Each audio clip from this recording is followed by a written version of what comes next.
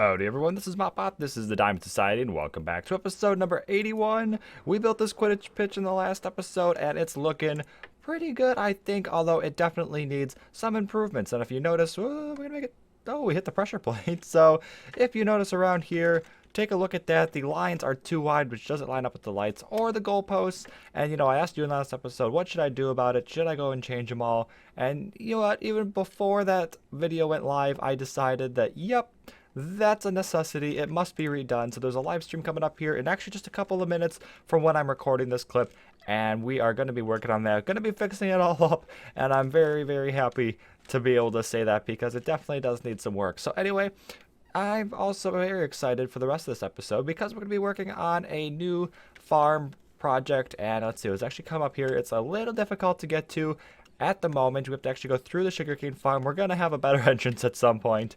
And then there's the staircase that goes down to the Slytherin tower has it as well. It is very hard for me to move right now. I have actually just, unfortunately, let my mouse die. I think I spilled a little bit of coffee on it, and it no longer functions. So I had to switch out mouses. I had to switch out mice, rather. And I'm not using an old wheel mouse, which is kind of annoying to use. It actually is quite a bit of a struggle here. But anyway, we're going to make do with what we have. Hopefully it's pretty quiet. I'm hoping that nothing's the issue there. And we got this weird lighting glitch down here. But this is a slime chunk, which is awesome. We're going to be building up different layers, getting everything to spawn. I don't think I can go any lower than that level. However, because BC's build is right below that. So that's where I think the killing platform is going to be.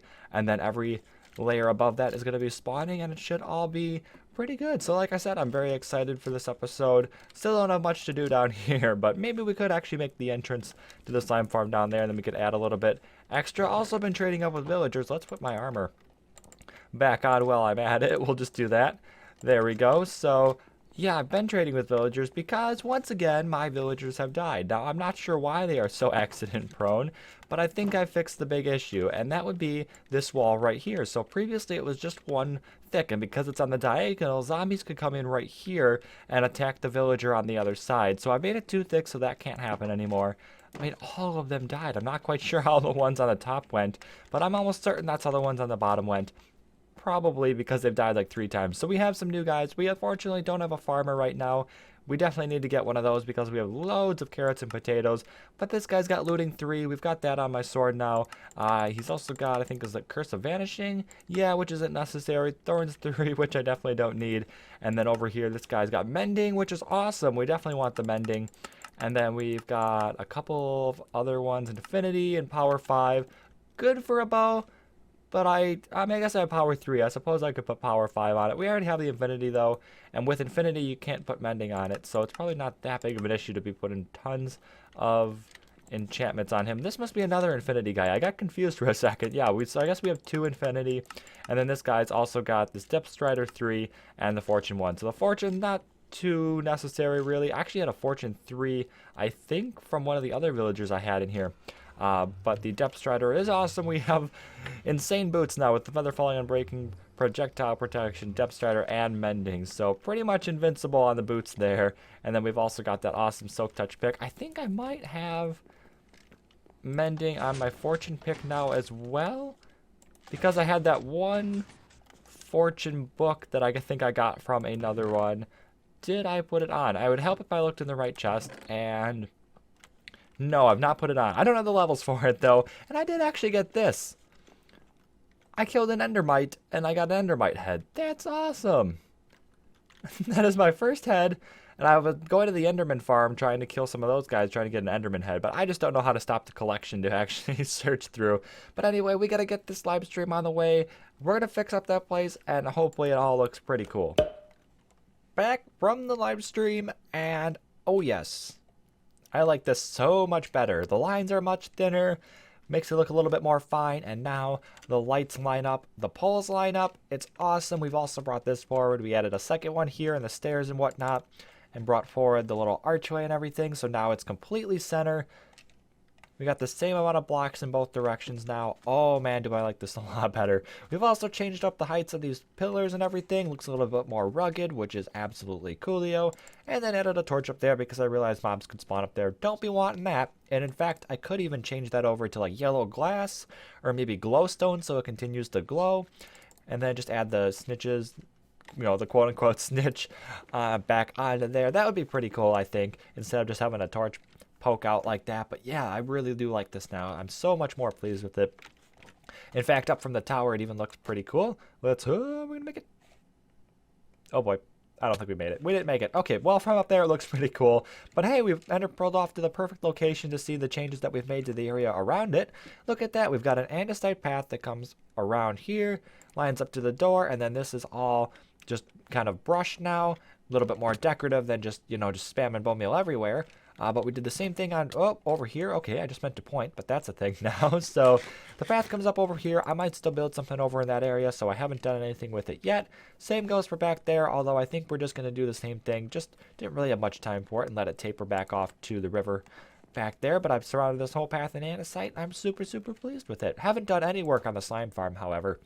I don't even really think I've actually mentioned it in the live stream. I might not have mentioned it at all, which is totally okay with me. But yeah, that looks cool. I think having the path outlined with the andesite block gives it a really nice and clean look, and still pretty much fits in with the castle. I think maybe it could use something else. Maybe we could actually do kind of like what we did over in Hogsmeade with the broken up cobblestone walls right there, and do that on top of these. That can look pretty cool.